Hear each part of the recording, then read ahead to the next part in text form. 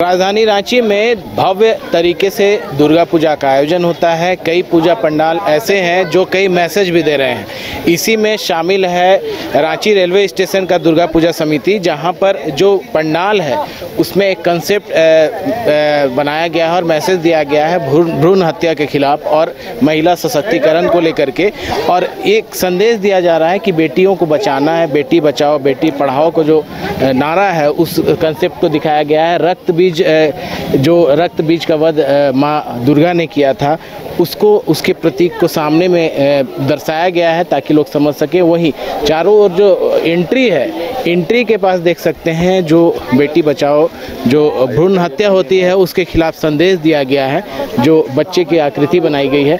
वहीं पूजा पंडाल के जो अध्यक्ष हैं मुनचुन राय, वो हमारे साथ हैं, उनसे जानकारी लेते हैं विस्तृत कि क्या कुछ है इस कंसेप्ट का, क्या मैसेज देना चाहते हैं दुर्गा पूजा इस पंडाल की तरफ से। मुनचुन जी, क्या मैसेज होगा लोगों को इस पंडाल की तरफ से और क्या कुछ खास है इस बार? जो यह पंडाल है वह नारी को समर्पित है, माँ को समर्पित है। हम 9 दिन की पूजा माँ के लिए कर रहे हैं और जो हमारे परिवार में जो माँ है, हमारे परिवार में जो बेटियां हैं उसको कैसे सम्मान मिले और कैसे बेटियों की पूजा हम करते तो हैं नवरात्रि के दिन, नवमी के दिन, लेकिन समाज में जो बेटियों के प्रति जो धारणा है, नारी के प्रति जो धारणा है उसमें बदलाव हो, उसको लेकर के हम लोगों ने यहाँ पर पंडाल का निर्माण किया है। जैसे आप जानते हैं कि सभी लोगों के शरीर में, चाहे खून में हो चाहे मांसपेशियों में हो, डीएनए रहता है।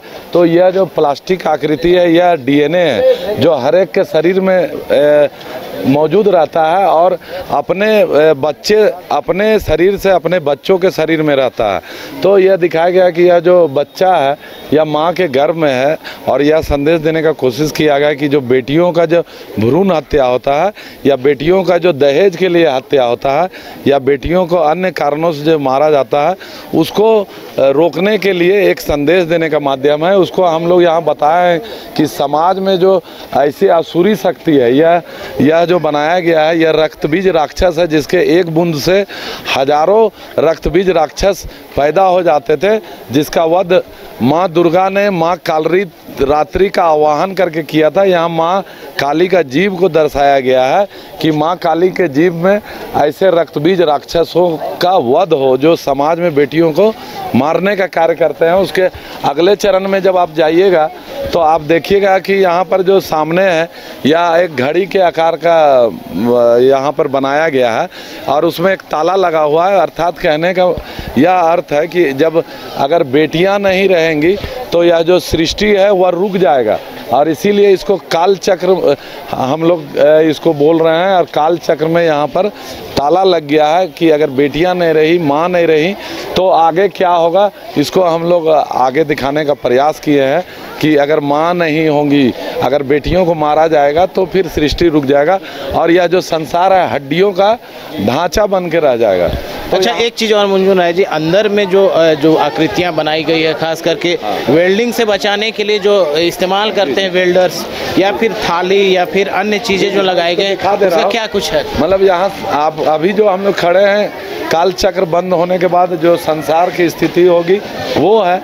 और जब आप इसमें इंटर कीजिएगा तो यह माँ का गर्भ है, जिसको कि यह एक जो चावड़ जो है उससे पूजा की जा रही है कि माँ जो है वही सृष्टि का कारक है और माँ के गर्भ की पूजा होनी चाहिए, जिससे कि इस सृष्टि का निर्माण हुआ है। 9 दिन हम लोग माँ की पूजा करते हैं, लेकिन अपने परिवार में बेटियों को, माँओं को वह सम्मान नहीं मिलता, उसको लेकर के यहाँ पर बताया गया है कि इस चावड़ से गर्भ की पूजा होनी चाहिए। और यहाँ पे जो आकृति आप देख रहे हैं, यहाँ पर आप इसको अगर सामने से देखेंगे तो यहाँ पर 6 वेल्डिंग शील्ड बनाया गया है कि 3 महीने के बाद माँ के गर्भ में बच्चे के निर्माण का जो है वह दर्शाता है। जब आप एक्सरे होता है तो डॉक्टर द्वारा 3 महीने के बाद इसका एक्सरे किया जाता है। ये किस लिए दिखाया गया है मुनचुन जी? तो आप भी जान रहे हैं कि जो घर में जो चकला बेलना है, ये माँ जो है जन्म भी देती है, माँ ही भोजन भी बनाती है। और यह जो लोहे का आकार है या जो फूल का आकार है कि माँ का गर्भ तो फूल की तरह कोमल है, लेकिन अपने बच्चे के लिए लोहे के समान मजबूत है, जिससे कि अपने बच्चों की 9 माह तक सुरक्षा करती है, जिसके कारण वो उसका जो संतान है वह इस यह जो सृष्टि है उससे उसका निर्माण होता है। माँ को शक्ति का रूप ही माना जाता है। कहीं ना कहीं जो महिलाओं को बचाने के लिए, बेटियों को बचाने के लिए संदेश है, उसी से मिला जुला सारा चीज़ इसमें कंसेप्ट। आगे जो कंसेप्ट है ये थोड़ा अलग है कि ये मूर्ति को लेकर के क्या है, भारत माता का देखिए, आप अभी माँ के गर्भ में है, जब यहाँ से आप आ गए तो यहाँ पे आपको दिख रहा होगा कि यहाँ पर फूल पौधे, आप यह जो देख रहे हैं यह केला का जो इसको मोचा बोलते हैं, कि केला का जो जन्म यहाँ पर होने वाला है, जिस तरह माँ के गर्भ से बच्चा जन्म लेता है, उसी तरह यहाँ जो प्रकृति जो है, प्रकृति से प्रकृति का प्रकृति भी जन्म देती है। और जो इस प्रकृति का जो रचना किया है, या सृष्टि जो किया है वह ईश्वर ने किया है। और इस देश में हम लोग जो यहाँ जन्म लिए हैं, यह देश भारत है, और वहाँ जो है माँ दुर्गा जो है हमारी माँ है, जिसने इस धरती को जन्म दिया है। यहाँ जो हम लोग रहने वाले हैं वो भारत माँ की संतान है। हम लोग जन्म लिए हैं, अर्थात जननी और जन्मभूमि जो है स्वर्ग से भी महान है। अगर आदमी के लिए सबसे महत्व है उसकी माँ का और उसकी जन्मभूमि का। पहला जिसने जन्म दिया और उसके बाद जन्मभूमि। ऐसा कहा जाता है कि जननी और जन्मभूमि, इसमें कोई बात का नहीं है, दोनों समान है। जननी और जन्मभूमि का ये महत्व बराबर है कि जननी जन्मभूमि स्वर्ग से भी महान है।